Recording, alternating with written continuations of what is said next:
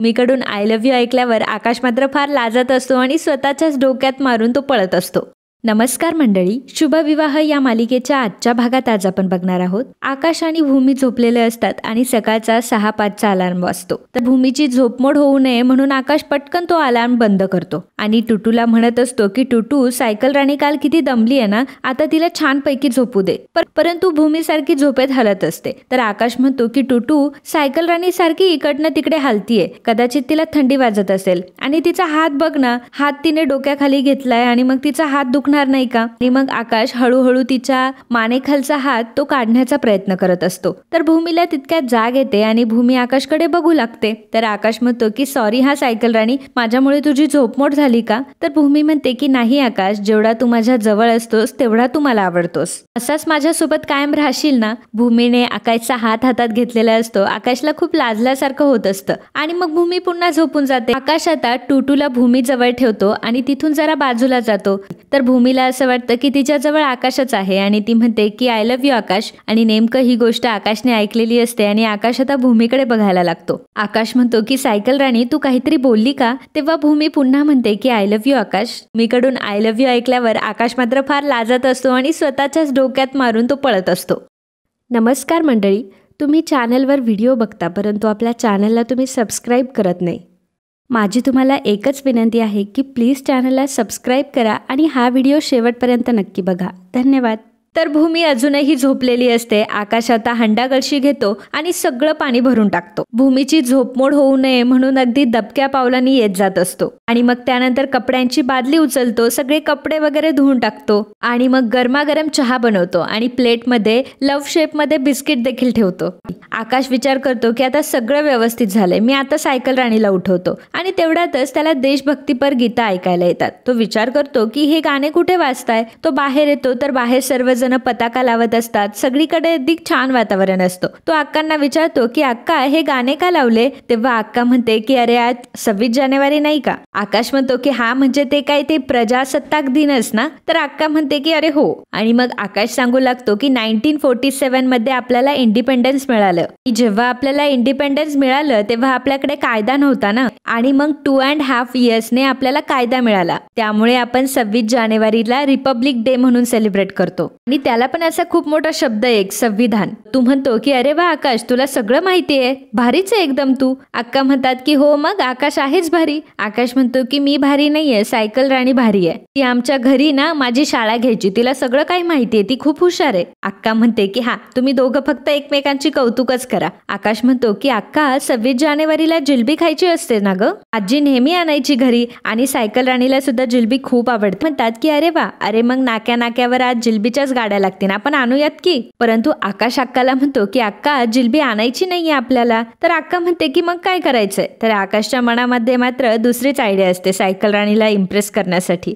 तर इकडे मानसी ही रागिणीला म्हणत असते की तुम्हाला काही ब्रेकफास्ट हवाय का, गोडाचं वगैरे, गोडाचं खायला काही गोडाचं घडलंय का. तितक्यातच तिथे अभि येतो आणि म्हणतो की आई आपल्याला इनामदार फर्मला जायचंय ना, चल बरं पटकन. तर तिथे पौर्णिमा येते आणि अभिला म्हणते की आता तसंही इनामदारांसोबतचं आपलं असलेलं कॉन्ट्रॅक्ट रद्द केलंय ना त्यांनी, मग आता आपल्याला कशाला तिथे जायचंय. मूर्ख पौर्णिमा हे सगळं बोलत असते. त्यामुळे रागिणीला आता तिचा खूप राग येत असतो आणि रागिणी आता मानसीलाच म्हणते की मानसी, तुझं इथे काही काम आहे का, तू आता जाऊ शकतेस. मानसी आता जाते परंतु दाराला ती कान देऊन ऐकत असते. रागिणी पौर्णिमाला म्हणते की भूमीचं नाव सुद्धा तू घेऊन टाकायचंस ना, आणि काय ग तुला काय गरज असते हे सगळं बोलायची. तर पौर्णिमा म्हणते की आता तुम्ही मला खरं काय आहे ते सांगतच नाही, तुम्ही मला तुमच्या टीम मध्ये घेतच नाही, म्हणून तुम्हाला असे प्रश्न विचारावे लागतात. रागिणी म्हणते की हे बघ, मी तुला एवढी महत्वाची समजतच नाही की तू माझ्या टीम मध्ये येशील. अभि म्हणतो की आई तू चल पटकन, नाही तर ती भूमी काय आपल्या हाती लागणार नाही. तेव्हा पौर्णिमा म्हणते की अच्छा, म्हणजे ज्या एका बाईमुळे आपलं जे इनामदारांसोबत असलेलं कॉन्ट्रॅक्ट ते कॅन्सल झालं,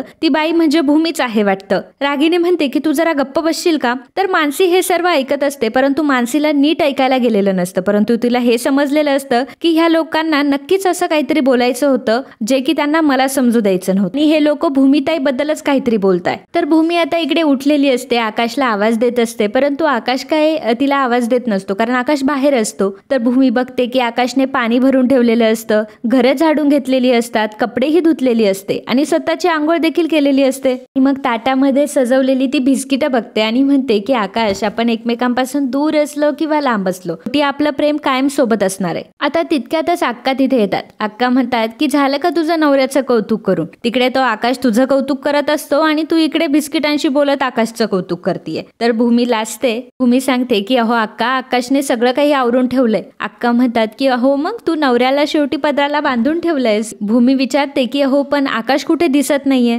अक्का म्हणतात की अगं आकाश दत्तूच्या हाताला धरून कुठेतरी गेलाय. आता मला पण गुळपोळा करायचा आहे, मी एक काम करते, गुळपोळा करायला इथेच येते. रागिनी इकडे आभीला म्हणत असते की आभी, आपण उद्या इनामदार फर्मला जाऊयात. परंतु आभी तेव्हा फोनमध्ये काहीतरी बघत असतो. तेव्हा रागिनी म्हणते की तुझं लक्ष कुठे आहे? म्हणतो की अगं आई, दुष्यंत नावाचा माझा एक मित्र आहे, त्याचे कालपासून मला 14 मिस कॉल आलेत आणि तो मला इनामदार फर्म मध्येच भेटला होता, परंतु आता काय त्याचा फोन लागत नाहीये. रागिनी म्हणते की इनामदार फर्म मध्ये भेटला होता म्हणजे आपल्या नक्कीच कामाचा माणूस असणार तो, तू त्याला फोन लाव. आभी म्हणतो की हो, आज 26 जानेवारी आहे म्हटल्यावर तो घरीच असेल आणि तसंही आपण भूमीला उद्या भेटणार आहोत. तर मानसीने मात्र बाहेरून ताईचा शोध घ्यायचा असं काहीतरी ऐकलेलं असतं. तर आता आभी हा बाहेर यायला निघालेला असतो. मानसी लगेच लपून बसते आणि ती विचार करू लागते की हे लोक ताईचा शोध का घेताय आणि हे सगळं माझ्यापासून का लपवलं जातंय. अक्का भूमीला म्हणत असतात की 26 जानेवारीला आम्ही गुळ पोहे वाटतो आणि प्रत्येक वेळी हा मान माझा असतो. भूमी म्हणते की खरंच आपल्या देशासाठी आपण एवढं तर करू शकतो आणि अक्का मलाही सांगा ना काहीतरी काम, माझाही हातभार लागेल. अक्का म्हणतात की भूमी तू एक काम कर, तू मला गुळ किसून दे. आणि मग भूमी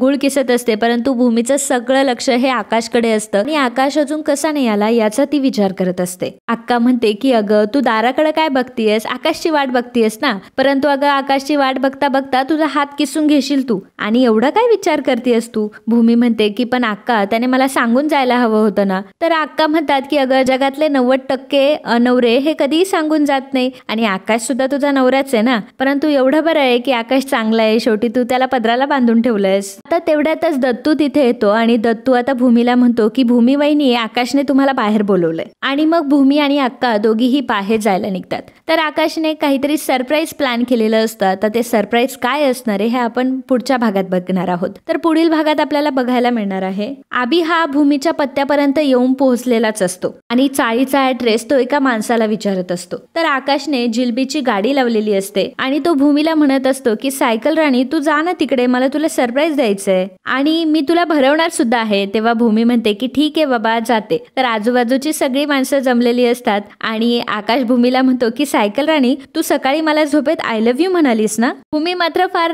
लाजत असते. तर आकाश तिला पुन्हा विचारतो की सांग ना सायकल राणी, तू मला आय लव्ह यू म्हणालीस ना. तर भूमी आता येते आणि आकाशच्या त्याच वेळी दुष्यंतचा शोध घेत घेत आता आभी तिथपर्यंत पोहोचलेला असतो. तर मित्रांनो, असेच शुभविवाह या मालिकेचे डेली अपडेट बघण्यासाठी आत्ताच आपल्या चॅनलला सबस्क्राईब करा आणि हा व्हिडिओ जर आवडला असेल तर व्हिडिओला लाईक आणि कमेंट करायला अजिबात विसरू नका.